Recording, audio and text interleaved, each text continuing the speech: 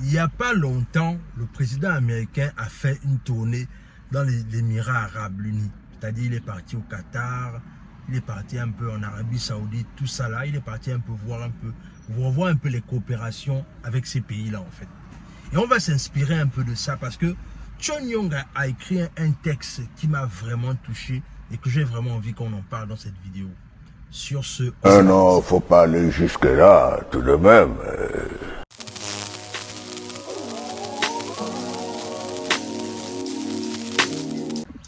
Salut, moi c'est Warren et bienvenue dans ma chaîne Vestige. Ici, on parle de développement personnel, on parle d'entrepreneuriat, on parle d'immigration aux États-Unis, au Canada et on parle également de géopolitique. Ce sont les thématiques qui te parlent de choses à faire. La première, tu t'abonnes à la chaîne et tu partages la vidéo autour de toi. La deuxième, tu nous suis à travers nos réseaux sociaux, notamment Facebook, Instagram et TikTok. Alors, comme je disais, aujourd'hui, on va un peu parler un peu de la remontada stratégique que le président américain a fait en ce qui concerne le fait d'aller chercher les deals avec les pays, des pays qui sont autour des golfs au niveau de l'Arabie Saoudite en fait. C'est-à-dire il est parti là-bas avec beaucoup de sociétés américaines et je pense que ce serait important qu'on essaie un peu de discuter de ces stratégies-là en fait. Comment est-ce que le président américain a pu aller voir plusieurs... Parce que on dit que quand il est parti là-bas, le nombre de deals qu'il a fait, ça fait autour de 16 milliards de dollars. C'est-à-dire qu'il a vendu, c'est-à-dire qu'il a eu des contrats avec Boeing, il a eu des contrats avec la société d'Elon Musk. Et il a fait de très bons deals quand il est parti là-bas. Et moi, j'ai envie qu'on parle un peu de ça parce que je trouve que John Young a écrit un texte très important que j'ai envie un peu qu'on essaie un peu de discuter. Si tu n'as pas lu le texte de John Young, là, je t'invite vraiment à aller lire ce texte-là parce que John Young, c'est juste un génie, quoi. C'est-à-dire, John Young a démontré en fait qu'en vérité, il y a une chose que nous, les présidents africains ne comprennent pas en ce qui concerne la coopération avec les autres pays. C'est-à-dire que quand on voit souvent, par exemple, quand on dit qu'un président de la République se déplace, c'est-à-dire qu'il va par exemple dans un pays aller rencontrer un autre président afin de discuter des coopérations. En fait, ce que John Young a dit dans ce texte-là, c'est vraiment ce que je te relais pour qu'on essaie vraiment de réfléchir là-dessus. C'est que il disait en fait quoi? Il disait que il faudrait que les présidents africains comprennent une chose, que lorsque les présidents africains se déplacent pour aller dans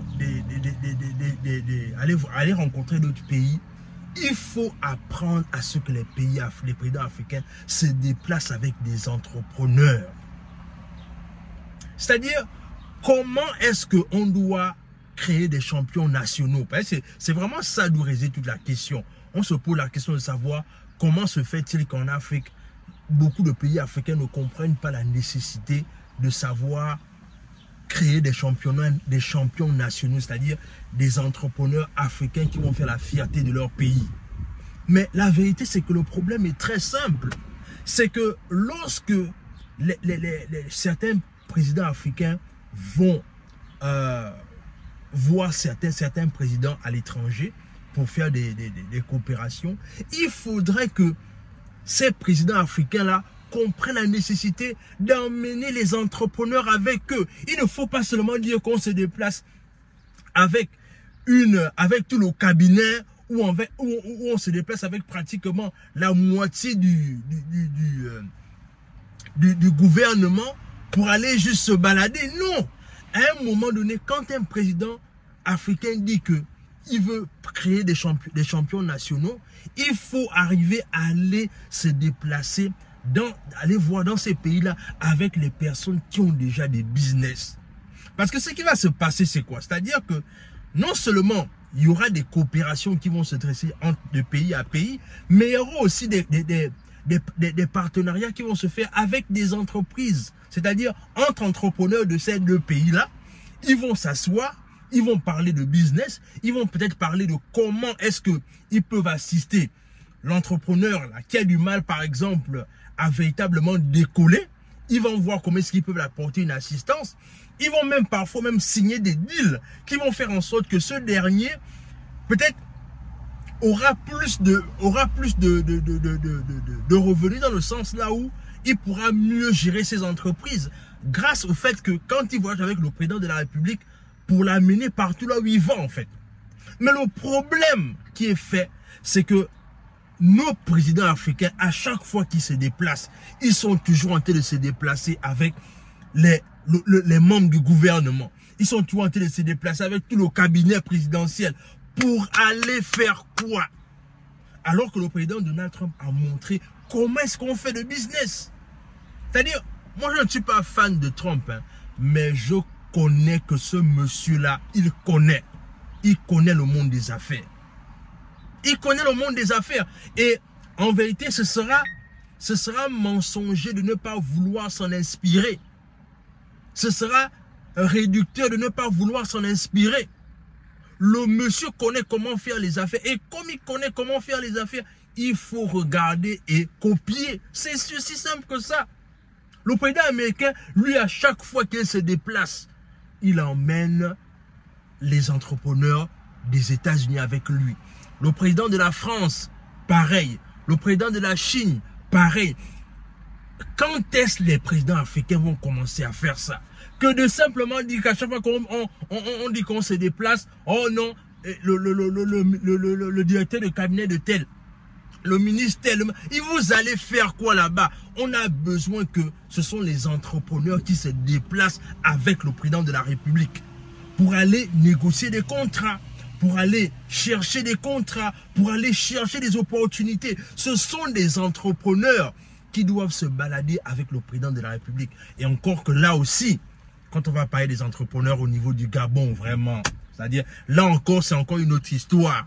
Parce que vraiment, je n'ai pas envie d'être réducteur, mais je me dis que le Gabon est un très bon pays avec beaucoup d'opportunités. Mais aujourd'hui, quand j'ai même entendu qu'il y a une fédération des entreprises du Gabon, je me dis, mais avec le fait qu'aujourd'hui, les jeunes veulent entreprendre, je n'ai jamais entendu, peut-être que comme je suis ici et que je ne suis pas sur place, mais je pense que si c'était le cas, on devait quand même regarder ça dans les réseaux sociaux. Mais si je me trompe, vous pouvez me corriger dans les commentaires.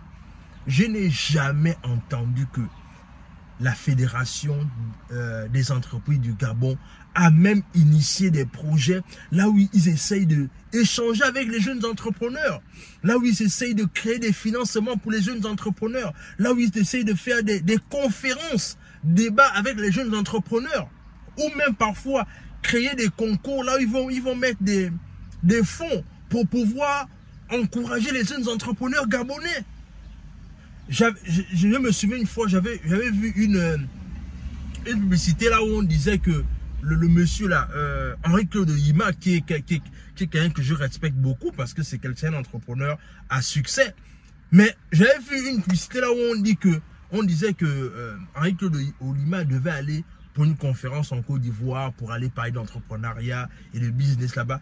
Quand j'avais regardé la publicité, je me suis dit, mais waouh, Henri-Claude Yima, c'est quelqu'un avec tout le background qu'il a en ce qui concerne le domaine financier. Henri-Claude Yima devait être quelqu'un que les jeunes devaient être autour de lui. C'est-à-dire qu'il devait être le genre de personne là où les jeunes devaient se bousculer pour aller le rencontrer. Un peu comme ce que Stanislas Zézé fait en Côte d'Ivoire. Henri-Claude Yima devait être ce genre de personne-là pour les jeunes. Avec tout le savoir que le monsieur-là a. Moi, je ne comprends pas pourquoi. C'est vrai, il a créé la banque BBS là. Enfin, l'école la BBS. C'est bien beau, c'est bien. Mais le background d'Henri-Claude Yima, c'est-à-dire qu'il peut encore faire plus que ça.